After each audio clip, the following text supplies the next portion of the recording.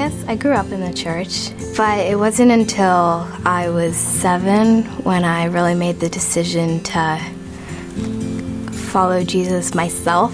Then when I was in 5th grade, a really good friend of mine was diagnosed with leukemia, and then right after I found out we were moving, and so I did not want to move at all. It's like, all my friends are here, my life is here, like I can't move. And then when we got here, I started to deal with a lot of anxiety. Nobody knew about it. I didn't feel like I could really tell anyone because my dad had just started a new job and my mom's job was really stressful at the time, so I really felt like I couldn't say anything. And then in February of that year, the friend that was diagnosed with leukemia, she died, and there was a lot of unresolved things between the two of us. But then after I kind of got over the fact that, like, oh, I never got to say goodbye and stuff, I felt a lot of guilt. I was like, I should have prayed more, I should have done more.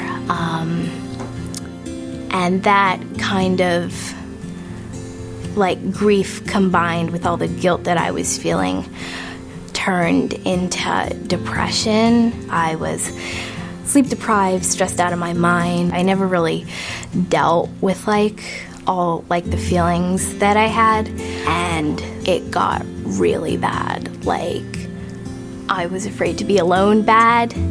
I was not really leaning on God that much. I think I blamed him for a lot of things. I was angry.